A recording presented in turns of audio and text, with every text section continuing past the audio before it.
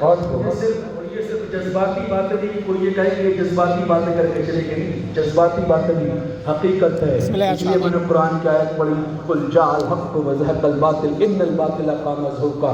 میرے پیارے، دنیا میں کسی سے کوئی حسد رکھ کے کامیاب نہیں ہو سکتا، دنیا میں کوئی کسی کے خلاف جلن رکھ کے کامیاب نہیں ہو سکتا۔ دنیا میں اگر کوئی چاہے کہ وہ کسی کے خلاف بغاوتیں کرے، کسی کے خلاف سازشیں کرے اور پھر وہ وہ حوالہ مقام پہ پہنچ جائے، ایسا نہیں ہوتا۔ میرے حضور فرماتے ہیں تم دنیا والوں پہ رحم کرو، اللہ تم پہ رحم کرے گا۔ اگر مرتبے چاہتے ہو، بلندیاں چاہتے ہو تو توڑنے کا کام مت کرو، جوڑنے کا کام شروع کر دو۔ توڑ کر آج تک کبھی کوئی بلند نہیں ہو پایا۔ جو توڑنے میں رہے وہ خود ٹوٹ گئے، جو توڑنے میں رہے وہ خود ٹوٹ گئے، اور جو جوڑنے کے لیے آئے ان کا حال کیا تھا؟ توڑنے والے ٹوٹتے چلے گئے، جنہوں نے توڑنا چاہا وہ ٹوٹتے چلے گئے، مگر جو جوڑنے کے لیے آیا، سنجر سے آیا جوڑنے کے لیے، تنہا آیا، مگر جب جوڑنے کے لیے آیا نا، گلیوں سے نکلتا تھا، لوگ دیکھ دیکھ کے کلمہ پڑھ کے مسلمان ہوتے تھے۔ جو توڑنے کے لیے آئے وہ ٹوٹ گئے، مگر جو جوڑنے کے لیے آیا وہ 90 لاکھ ہندوستانیوں کو مسلمان بنا کے چلا گیا۔ توڑنے کا کام مت کرو، جوڑنے کا کام شروع کر دو۔ سب کو بارگاہ نائب رسول سے جوڑو، میں جوڑو، اپنے دامن میں مت جوڑو۔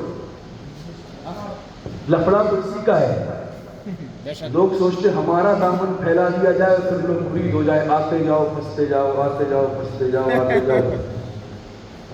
میرے پیارے، اس سے کوئی فائدہ نہیں۔ جوڑنا ہے تو لوگوں کو نائب رسول کی بارگاہ سے جوڑو، وہاں سے عقیدت لاؤ، وہاں سے عقیدت رکھو۔ یاد رکھنا، کبھی کبھی ایسا بھی ہوتا ہے کہ آدمی خلیفہ ہونے کے بعد بھی بے فیض ہوتا ہے، خلیفہ ہونے کے بعد بھی بے فیض ہوتا ہے، کیونکہ خلافت نامہ فیض دینے کی سند نہیں ہوتا۔ فیض تب ملتا ہے جب مرشد کی نظر کرم ہو جائے۔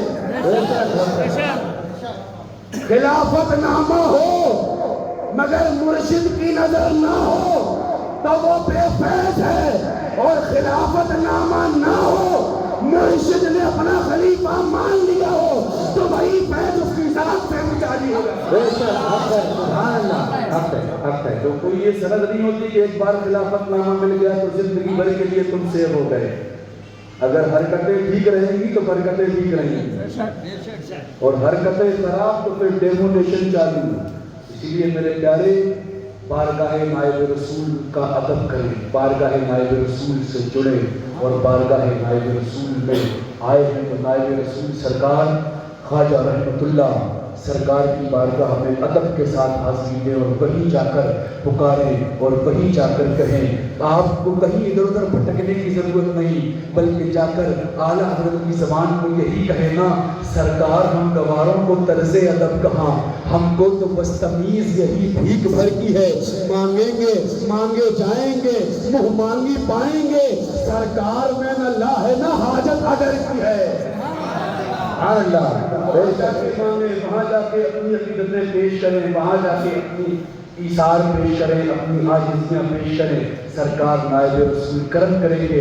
یار آپ اپنے گھر سے پکارو تو سرکار سنتے ہیں، پھر تو آپ ان کے در پہ آ گئے ہو، پھر سرکار کیوں نہیں سنیں گے؟ آپ کی ضرور سنیں گے، مگر یہ ہے سرکار نائب رسول کی بارگاہ میں یا تو خود چلے جاؤ یا کسی سچے کے ذریعے جاؤ، مگر کسی فروٹ کے سائے میں مت جانا، کہیں ایسا نہ ہو اس کی نحوست تمہاری زندگی برباد کر دے۔ ذریعے جاؤ تو ڈائریکٹ چلے جاؤ یا کسی سچے کے ذریعے سے جاؤ۔ اللہ رب العزت ہمیں آپ کو سب کو بارگاہ نائب رسول کے فیضان سے مستفیض و مالا مال فرمائے، سرکار نائب رسول کے فیضان کو عام فرمائے، سرکار نائب رسول کے سجادگان کی حفاظت فرمائے۔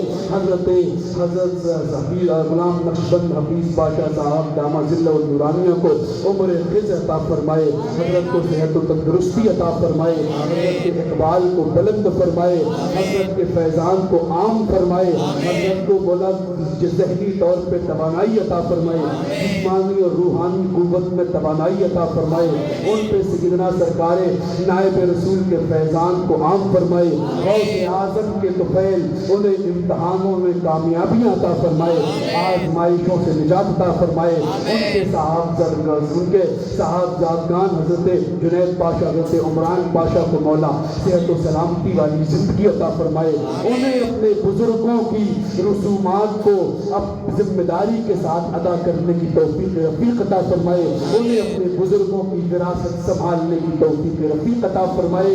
رب قدیر ہم سب کی حاضری کو سرکار نائب رسول کے طفیل قبول فرمائے، سرکار نائب رسول کے صدقے ہم سب کے خالی دامنوں کو پر فرمائے، ہم سب کو دنیا اور آخرت میں سرفروئی اور سرفرازی عطا فرمائے۔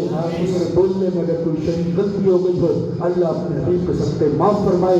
استغفر اللہ ربی من کل ذنب واتوب الیہ، لا الہ الا اللہ محمد رسول اللہ وما علینا الا البلاغ۔ السلام علیکم ورحمۃ اللہ۔